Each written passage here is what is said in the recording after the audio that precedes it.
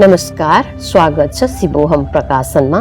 युवा र अध्यात्म पुस्तकलाई श्रव्य रेकर्डिङ गर्ने श्रृङ्खलामा हामी अर्को अध्यायमा प्रवेश गरेका छौँ।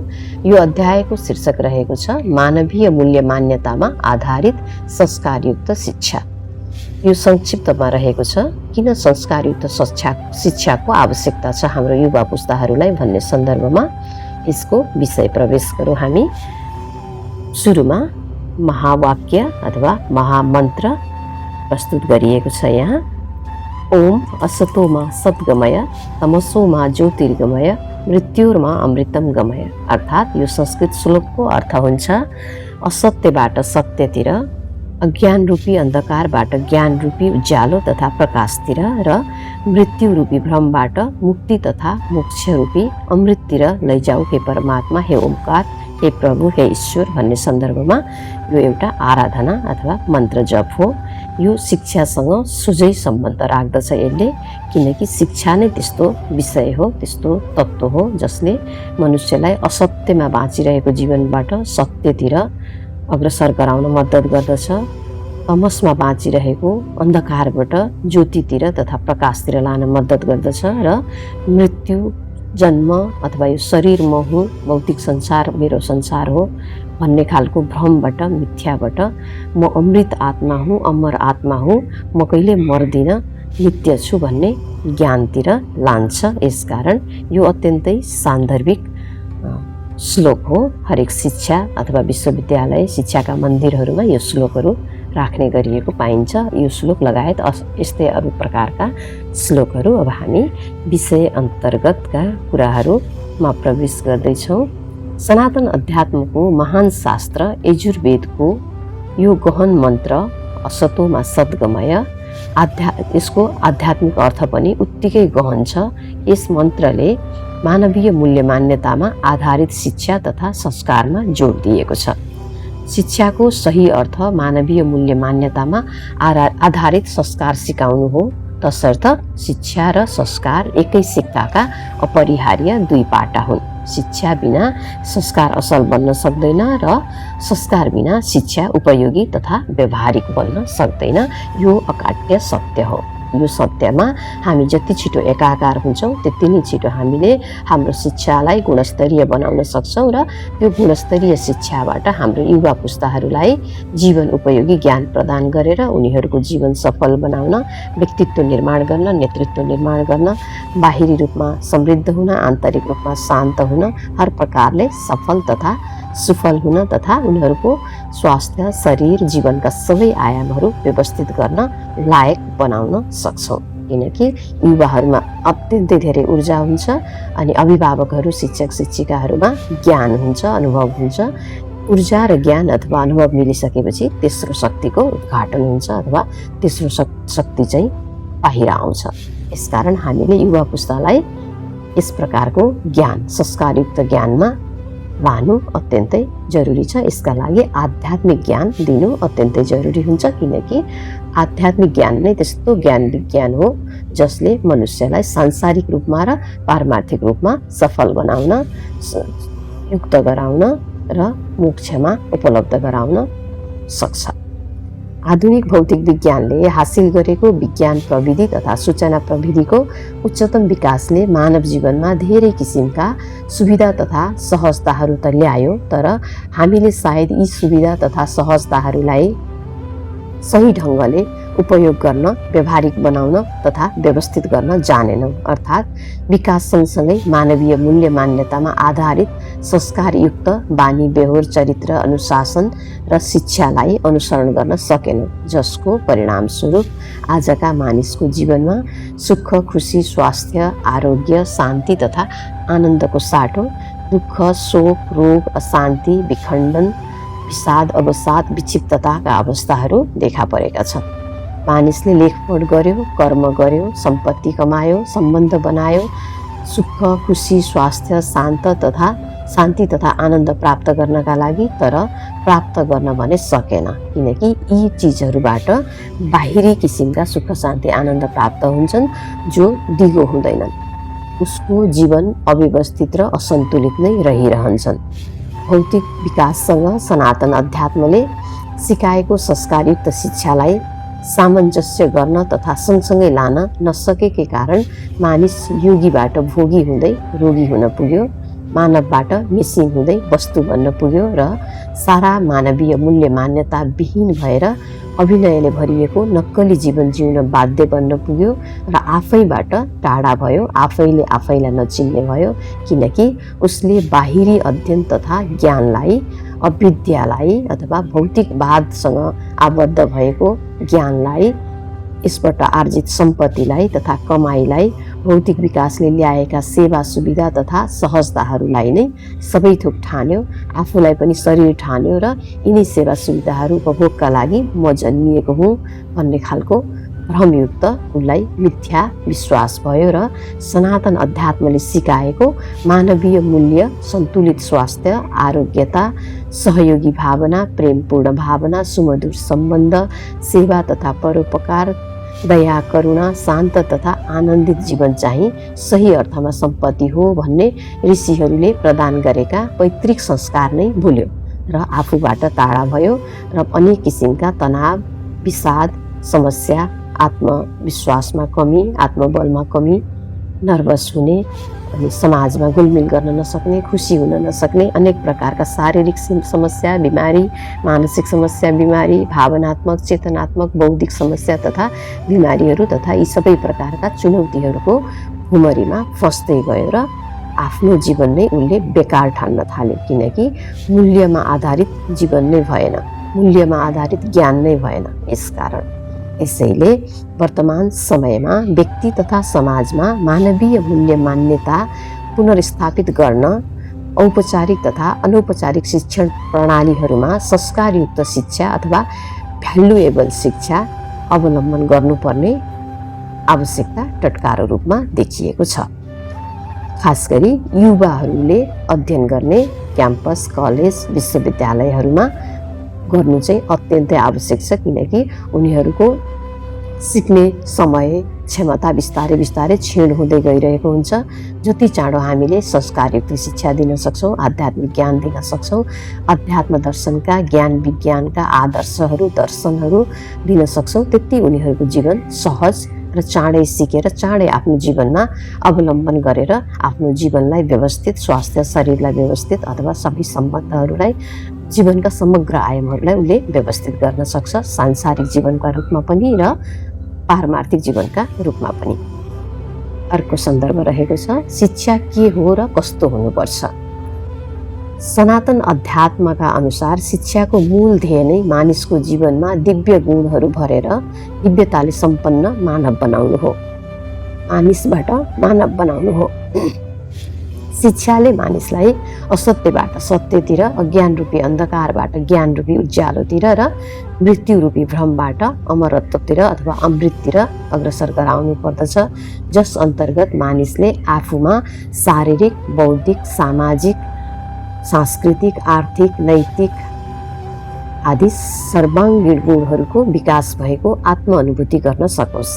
संस्कारयुक्त व्यक्ति तथा समाज निर्माणका लागि शिक्षा सबैभन्दा शक्तिशाली साधन तथा हतियार हो, टुल्स हो, जसको माध्यमबाट संसार बदल्न सकिन्छ, व्यक्तिलाई बदल्न सकिन्छ, संसारका रीतिथिति, कानुन, नियम, मान्यताहरूलाई बदल्न सकिन्छ युग सुगाउँदो कुनै किसिमले।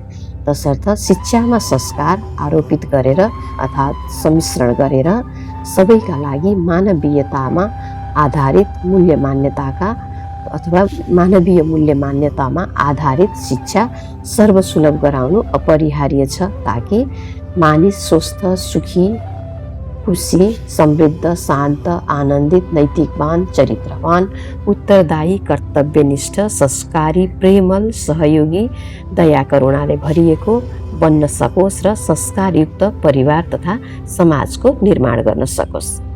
शिक्षालाई संस्कारयुक्त बनाउन महर्षि पतञ्जलिले सूत्रबद्ध गर्नुभएको योग दर्शन शास्त्रमा उल्लेखित अष्टाङ्ग योगको पहिलो र दोस्रो अङ्ग यम, 5वटा यम छन्। अहिंसा, सत्य, अस्तेय, ब्रह्मचर्य, अपरिग्रह र नियम, 5 प्रकारका नियम छन्। शौच, सन्तोष, तप, स्वाध्याय र ईश्वर प्रणिधान। नियमले हाम्रो आत्मअनुशासन तथा आफूले आफूप्रति गर्नुपर्ने व्यवहारहरू सिकाउँछ। यमले हामीले आफूभन्दा बाहिर अरूप्रति गर्नुपर्ने व्यवहार अथवा सामाजिक अनुशासन सिकाउँछ। यसकारण यम र नियमको पालन गर्नु तथा गराउनु अति आवश्यक हुन्छ। खास गरी हाम्रा युवा पुस्ताहरूलाई स्कुल कलेजकै जीवनमा, विश्वविद्यालयकै जीवनमा, जसले उनीहरूलाई संसार र आफूप्रति इमान्दार तथा संस्कारी बन्न सिकाउँछ। मानिसले आफूप्रति तथा अरूप्रति, संसारप्रति गर्नुपर्ने सकारात्मक व्यवहार, बोलीचाली, भाषा, आचरण, सोच विचार, प्रेम तथा सेवा, सहयोगी भाव, उत्तरदायी, कर्तव्यनिष्ठ, शरीर तथा मनको शुद्धि, सन्तोष, स्वीकार, स्वाध्याय, परिश्रम, परम शक्तिप्रति आस्थावान रहन सिकाउँछ र मानिसलाई सकारात्मक, सुखी, खुसी, सफल, समृद्ध, शान्त, आनन्दित रहन मद्दत गर्दछ र ऊ पूर्ण रूपमा आध्यात्मिक तथा संस्कारी व्यक्ति बन्दछ। हामीले आजको युवालाई यस किसिमको शिक्षा प्रदान गरेर उनीहरूलाई संस्कारी व्यक्ति बनाउनु जरुरी छ। उनीहरूको व्यक्तित्व संस्कारमै रहेर विकास होस्, उनीहरूको नेतृत्व पनि संस्कारभित्रै रहेर विकास होस्। तब मात्रै यस्तो युवाले समाज, राज्य, प्रकृति, समुदाय, विश्व बन्धुत्वको भावनालाई एकसाथ अगाडि लिएर जान सक्छ र सर्वकल्याणको काम गरेर सबैलाई हित गर्न सक्छ। यसका साथसाथ अष्टाङ्ग योगका तेस्रो, चौथो र पाँचौं अङ्ग आसन, प्राणायाम र प्रत्याहारको सही अनुसरणले मानिसलाई क्रमशः शारीरिक, मानसिक, बौद्धिक, भावनात्मक, आत्मिक रूपमा स्वस्थ तथा सफल राख्दछ।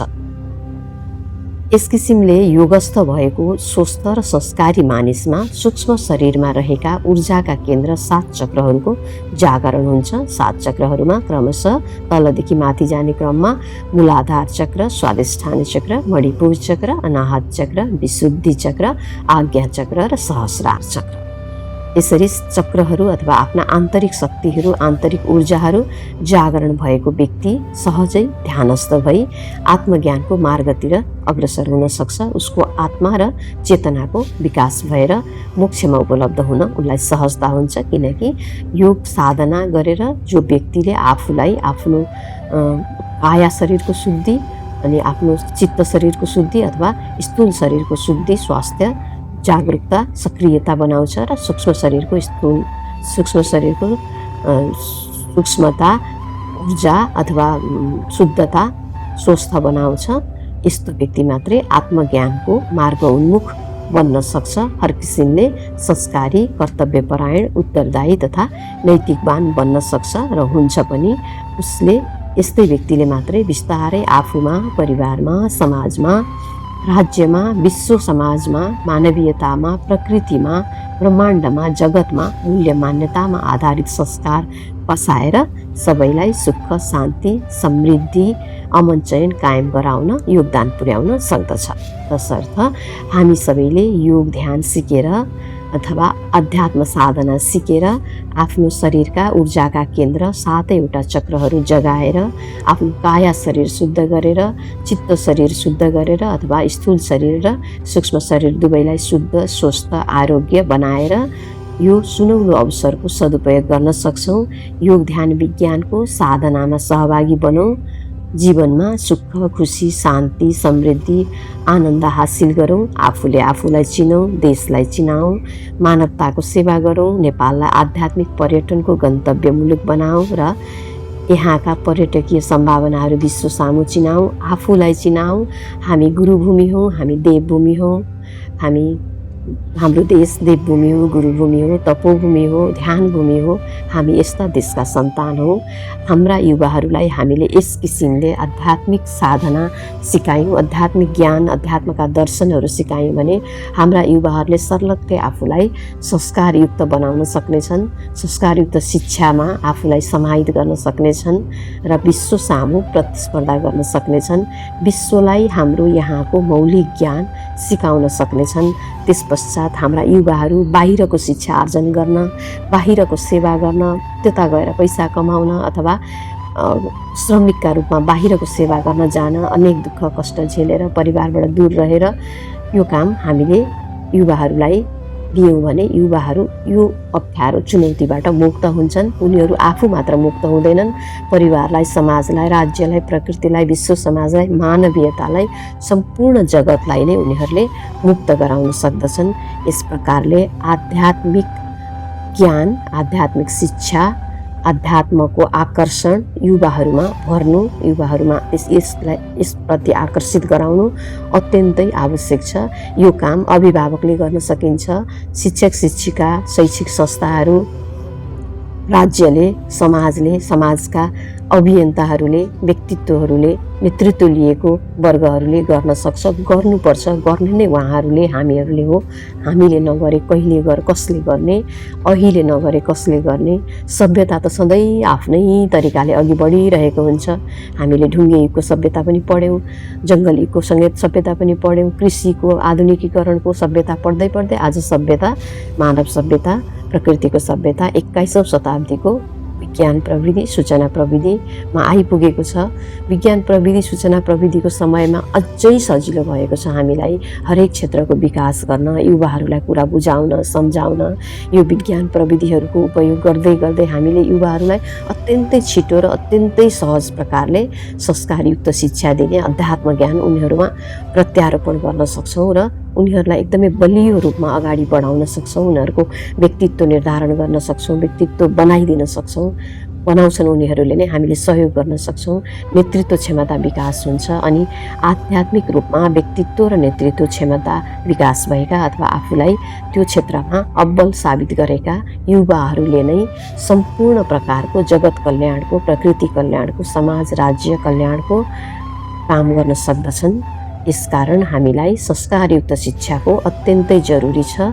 संस्कारयुक्त शिक्षा अध्यात्म विज्ञान तथा सनातन अध्यात्म दर्शनका ज्ञान विज्ञानहरूबाट हुन्छ। हामीले त्यसबाट अनुसरण गर्नुपर्छ। त्यही अनुसारको हाम्रो पाठ्य सामग्रीहरू, पाठ्य पुस्तकहरू निर्धारण गर्नुपर्दछ र विद्यार्थीहरूलाई पढाउने गुरुहरूलाई पनि सनातन अध्यात्म दर्शन अनुसारकै ज्ञानहरू दिएर निपुण बनाएर, एकदमै गुणवान बनाएर शिक्षकले विद्यार्थीहरूलाई सही प्रकारले संस्कारयुक्त शिक्षा प्रदान गर्ने अवसर हामीले बनाउनु पर्दछ। यो सबैका लागि जरुरी हो, केवल युवाहरूका लागि मात्र होइन। युवाहरू देशका भविष्य हुन्, देशका मेरुदण्ड हुन्, समाजका, विश्वका, प्रकृतिका, जगतका मेरुदण्ड हुन्। मेरुदण्ड नभइकन कुनै पनि अङ्ग अथवा कुनै पनि हाम्रो परिस्थिति सामान्य हुँदैन, सफल रूपले चल्न सक्दैन।